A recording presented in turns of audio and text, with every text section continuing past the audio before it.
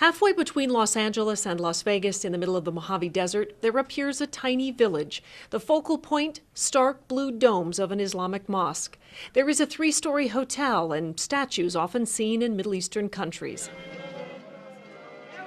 Even though the streets are full of people, this desert town is, for all intensive purposes, a mirage.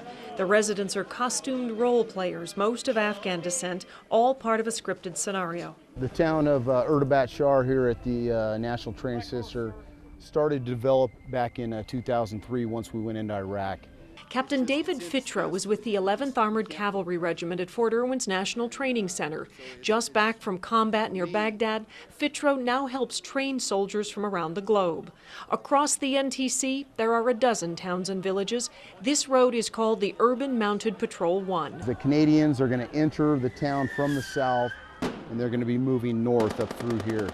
Seconds away, enemy tactics, techniques, and procedures often seen in war. You're going to see IEDs, you're going to see RPGs, you're going to see small arms fire, sniper fire, vehicle-borne IEDs, suicide vest. Everything that would be real should they be deployed.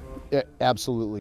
Captain Andrew Hennessy is with the Kandahar Provincial Reconstruction Team. The training scenarios, or these stands that we have here in Fort Irwin, will definitely help prepare our soldiers for what they're going to need to do in Afghanistan. In a split second, soldiers must make life or death decisions, and in the midst of chaotic fighting. Many here have experienced real war. Master Corporal Bart Armstrong has been deployed twice to Afghanistan from Canada. My main job is to keep them alive and myself and get back in one piece. The battles are hard fought. The weapons and engagements, though, are high-tech laser. Each battle is then monitored and recorded for later evaluation. This is the Army's premier training center, and our nation's really in a lot of ways.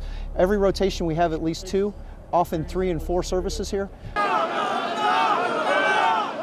The Canadian Forces will spend 7 weeks at Fort Irwin. By spring, they'll leave the fantasy town for the real thing in Afghanistan, taking with them some of the most realistic and challenging training they've perhaps ever had. Mary Parks, Channel 4 News.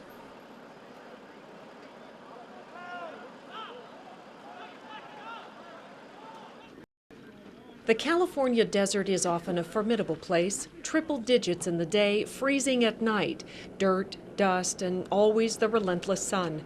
It's the same conditions, though, soldiers face during deployment to places like Afghanistan and Iraq. It is as close to reality as we can safely get our soldiers to without actually getting them over there.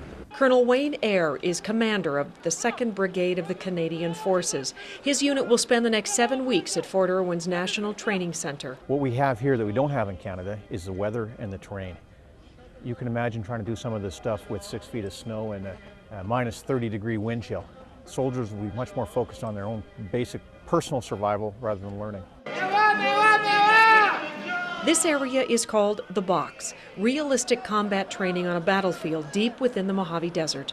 On this day, Canadian forces hear the sounds, smell the foods, listen to the language, and determine exactly what is a threat in this village. At the heart of this exercise, hundreds of role players, many of Iraqi and Afghan descent. They are actors in traditional clothing who speak the language and share a passion for helping their culture and people. It's not just for U.S. soldiers, for Afghans too. It's a saving life soldiers and family, our family. I have my family, my brothers, and I have my uncles, they're still living in Kabul. So it's helped both sides. Jessica is from Uruguay. Her very graphic role in this war scenario includes theatrics of having lost an arm in a roadside bombing.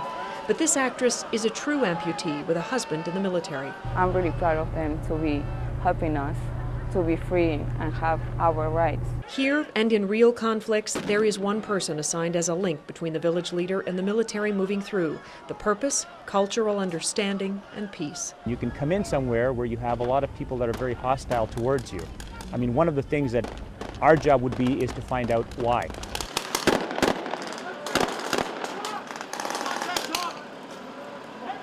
There was lots of mistakes made, but lots of learning. Like I said, this is a place to make those mistakes. And every soldier I've talked to out here is extremely appreciative of the opportunity to train here. It has been said there is no place in the world like NTC at Fort Irwin. Military call this desert trove a national treasure. Next month, Canadian forces will return home near the border of Maine. They'll say their brief goodbyes and deploy for the real battle in Afghanistan, more experienced and better trained because of their stay in the California desert. Mary Parks, Channel 4 News.